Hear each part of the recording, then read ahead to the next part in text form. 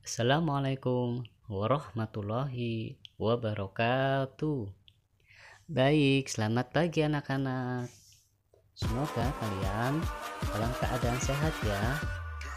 Untuk masih tetap semangat.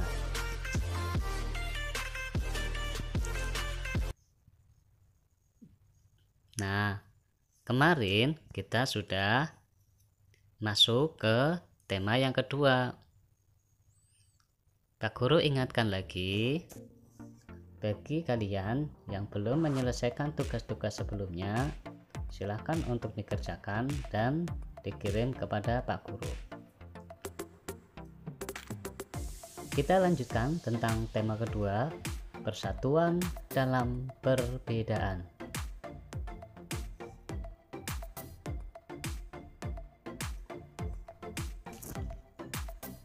Nah, kita masuk ke dalam muatan IPA. Materi yang nanti akan kita pelajari yaitu menganalisis cara makhluk hidup menyesuaikan diri dengan lingkungan.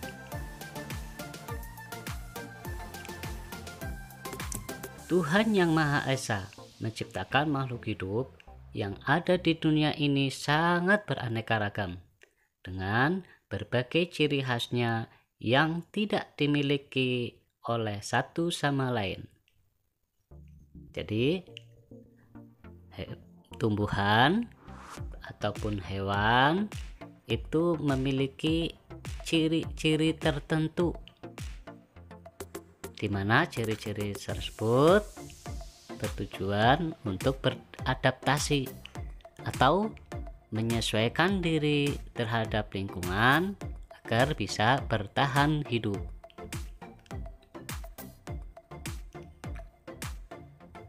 Adaptasi tumbuhan. Tumbuhan beradaptasi untuk mempertahankan hidupnya.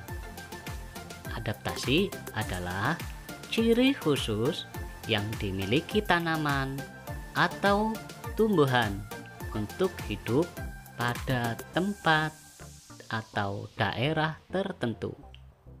Nah, kali ini kita akan belajar tentang adaptasi tumbuhan terlebih dahulu.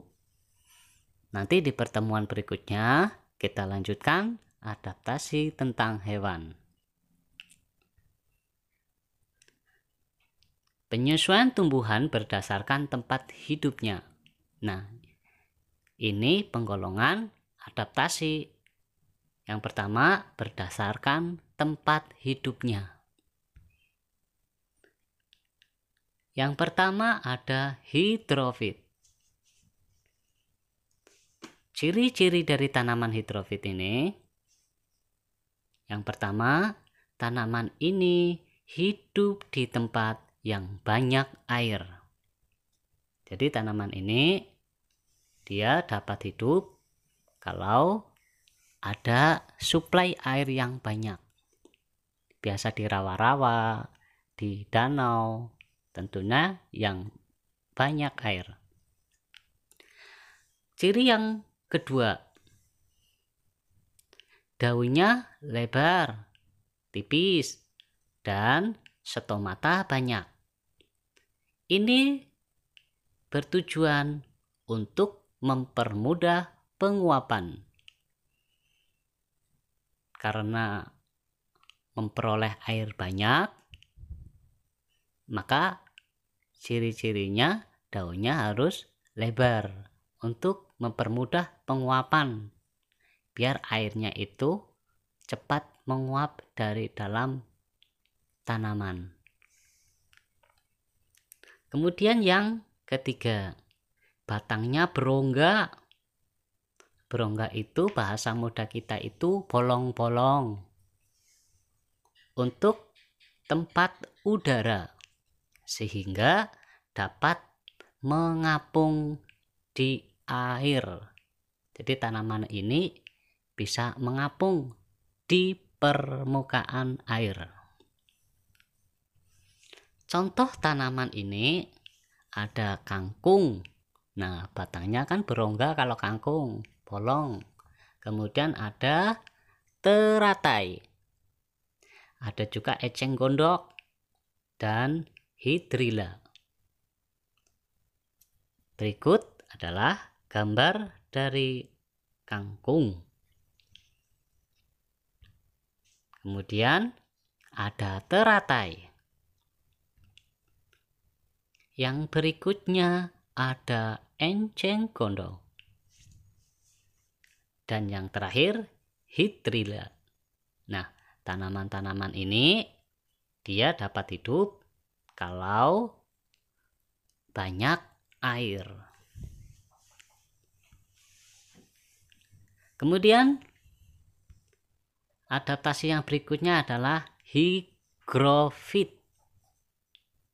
Higrofit ini ciri-cirinya tanaman ini hidup di tempat lingkungan lembab atau basah. Jadi kandungan airnya tidak terlalu banyak dan tidak terlalu kering. Nah, ini diartikan lembab. Ciri-cirinya daunnya lebar dan tipis. Permukaan daun berstomata banyak untuk mempermudah penguapan. Contoh tanamannya ada keladi dan tanaman paku. Keladi dan tanaman paku tempat tinggalnya itu di daerah yang lembab. Ini adalah tanaman keladi. Dan satunya lagi tanaman paku.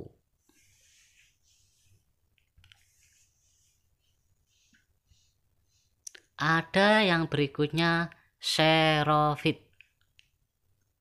Xerophyt ini memiliki ciri-ciri dia tempat tinggalnya atau di lingkungan kering. Bahkan kadar airnya itu sangat sedikit, kekurangan air. Seperti contoh di daerah gurun. Kemudian ciri-ciri yang berikutnya, daunnya itu kecil. Seperti duri. Seperti kayak duri kecil. Dan stomatanya sedikit. Stomata sedikit ini untuk mengurangi penguapan. Karena memperoleh airnya susah, maka airnya itu jangan sampai cepat keluar dari dalam tanaman. Terlebih kalau di daerah gurun itu suhunya sangat panas sekali. Ciri-ciri yang berikutnya, batangnya itu berdaging. Bertujuan menyimpan cadangan air.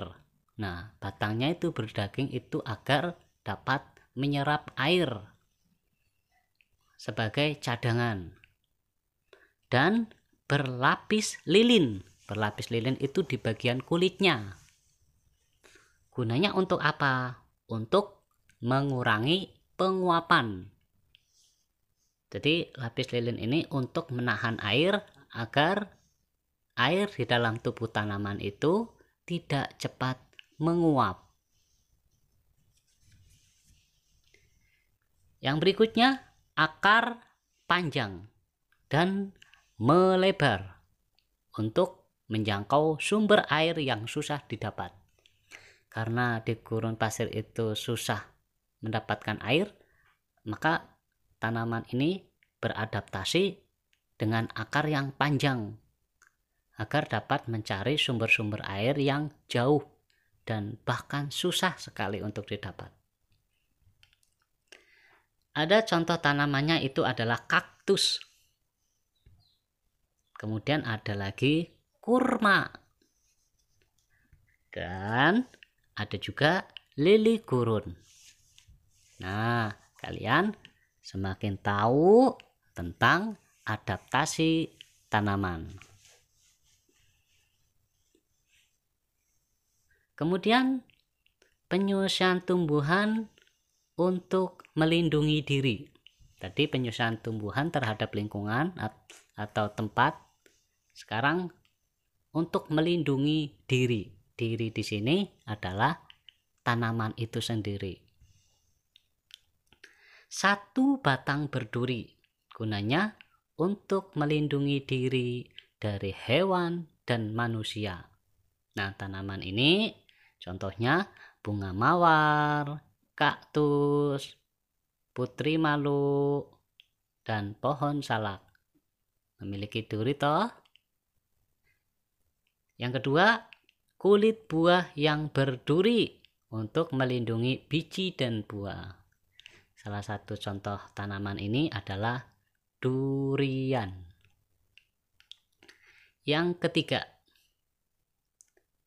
tanaman ini mengeluarkan getah untuk melekatkan hewan yang mendekat. Contohnya ada pohon karet, pohon nangka, sukun, keluih, sawo, dan pepaya. Yang keempat, rambut halus agar jika terkena kulit akan gatal. Nah, tanaman ini memiliki rambut yang halus. Contohnya bambu. Nah, bambu kalau muda itu ada rambut halusnya. Kalau kita sentuh terkena kulit, maka kita akan gatal-gatal. Tanaman berikutnya contohnya adalah jelatang.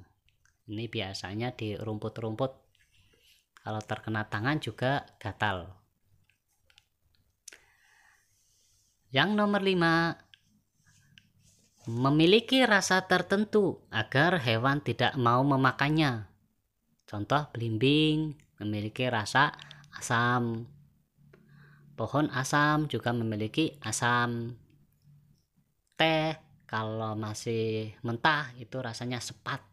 Kalau dimakan itu tidak enak. Kecuali kalau sudah menjadi minuman.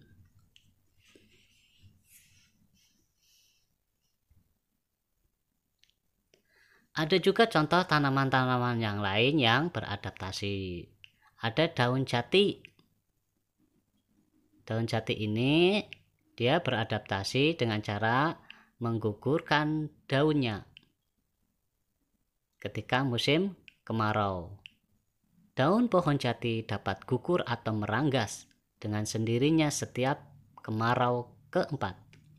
Manfaat kemampuan menggugurkan daunnya sendiri ini adalah untuk mengurangi penguapan sehingga persediaan air di dalam batang pohon jati mencukupi walaupun di saat tanah sangat kering sekalipun. Selain pohon jati, ada juga pohon mahoni. Dia juga menggugurkan daunnya. Yang berikutnya, tanaman ini memiliki semacam kantong yang di dalamnya berisi nektar. Ini kantong semar. Manfaat kantong ini adalah untuk menjebak serangga dan mencernanya. Kantong semar adalah salah satu tumbuhan karnivora. Karnivora adalah pemakan hewan. Di sini yang dimakan adalah serangga. Berikutnya ada bunga rafflesia atau bunga bangkai. Bunga bangkai yang sudah mekar memiliki bau yang sangat busuk seperti bangkai. Ini sangat berbeda dengan kebanyakan bunga yang justru berbau wangi. Manfaat bau busuk tersebut adalah untuk menarik para serangga untuk mendekatinya, dan secara tidak sadar serangga tersebut telah membantu proses penyerbukan bunga bangkai. Kemudian ada pohon bakau. Pohon bakau memiliki akar napas yang tinggi dan kuat untuk menjaga dan memantapkan pertumbuhan. Karena pohon bakau ini habitatnya itu di daerah pantai. Bahkan ada yang di pantai tetapi yang ada lumpur atau rawa-rawa. Akar nafas juga berfungsi untuk mempermudah memperoleh udara. Ini pohon bakau yang ada di rawa-rawa yang berlumpur, mereka susah memperoleh udara. Nah, demikian materi IPA untuk kali ini. Kalian nanti akan menemukan soal tentang IPA, nanti ini di screenshot. Silakan kalian screenshot. Kemudian kalian catat di buku dan dikerjakan.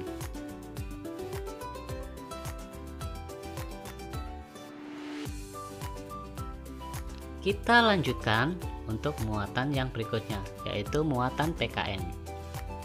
Di muatan PKN ini kita akan belajar menelaah persatuan dan kesatuan terhadap kehidupan berbangsa dan bernegara beserta dampaknya.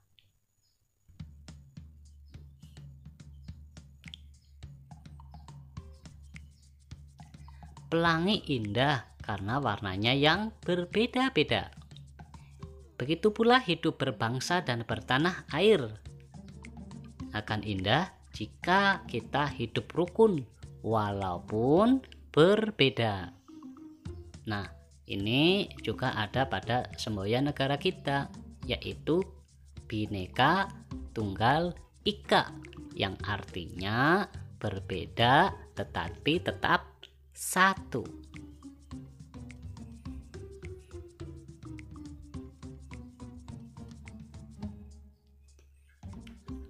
Bacalah teks berikut terkait perbedaan yang menguatkan. Kampung Cempaka adalah sebuah kampung transmigran. Warganya berasal dari berbagai daerah padat di Pulau Jawa. Hal ini menjadikan mereka berbeda suku maupun agama. Di Kampung Cempaka hiduplah 5 orang sahabat. Ada Asna yang berdarah Sunda, Utami dari Banyuwangi, Tony seorang anak etnis Tionghoa yang sebelumnya tinggal di Semarang, Wande dari suku Tengger di Jawa Timur, dan Marta anak seorang pendeta yang dahulu tinggal di Solo. Di Kampung Cempaka, rumah mereka bersebelahan dan mereka pergi ke sekolah yang sama. Itu sebabnya mereka sangat akrab. Mereka suka bermain bersama dan sering menghabiskan waktu di rumah satu sama lain.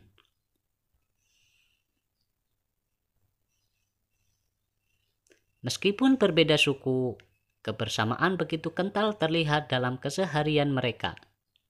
Bersama-sama anak-anak lain di Kampung Cempaka, mereka setiap akhir minggu berkumpul di balai utama kampung.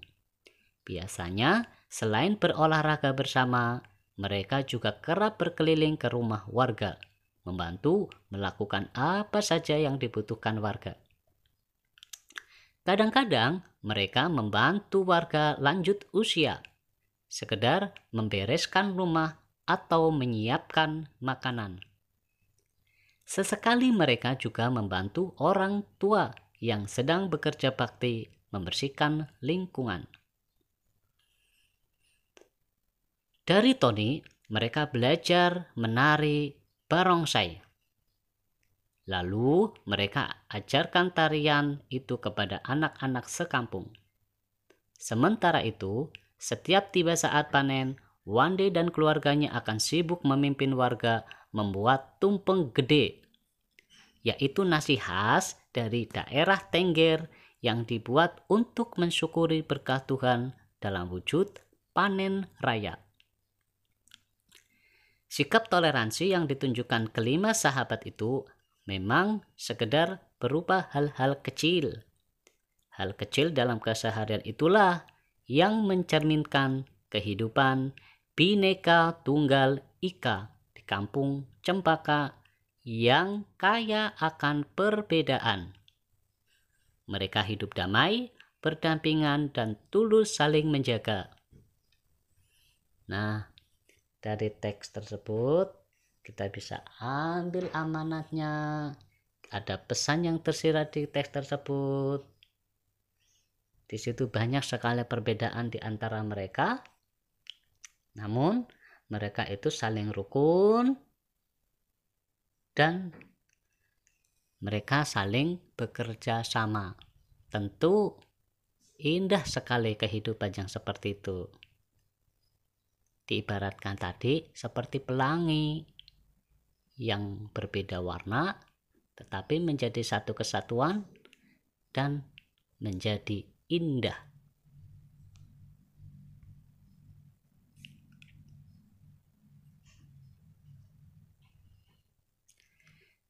Kemudian, sikap apa yang harus kita kembangkan ketika kita berada di daerah yang beragam? Nah, satu, kita harus saling menghormati. Kedua, kita harus saling mendukung. Tentu mendukung satu sama lain dan mendukung hal-hal yang positif. Yang ketiga, memuji keindahan budaya. Karena budaya ini adalah warisan leluhur yang layak untuk kita lestarikan. Tentu memberikan sebuah pujian kepada teman terkait kebudayaan ini akan menguatkan persatuan. Yang keempat, mempelajari keberagaman bahasa. Di sini keberagaman di sini adalah tentang bahasa daerah. Karena di Indonesia sendiri memiliki ragam bahasa yang sangat kaya sekali. Kelima, toleransi antar umat beragama. Dan ini tercermin pada sikap-sikap teks di atas.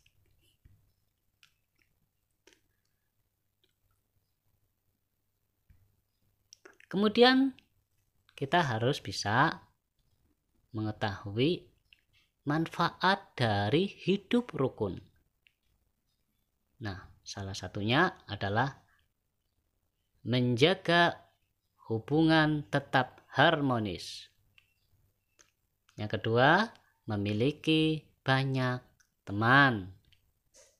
Dan yang ketiga, mencegah terjadinya konflik. Yang keempat, mempererat persaudaraan. Dan kelima, menunjukkan sikap bangga Indonesia yang ramah dan sopan. Nah, di sini kita sudah mengetahui tentang manfaat hidup rukun. Mari kita aplikasikan dalam kehidupan sehari-hari, baik di rumah, di sekolah, masyarakat, dan berbangsa, bernegara.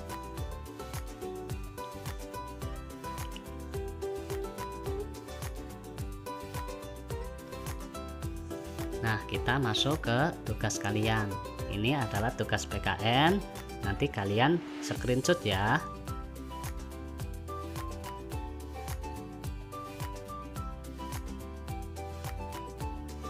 Baik, seperti ini kegiatan untuk hari ini. Kita akhiri dulu. Wassalamualaikum warahmatullahi wabarakatuh.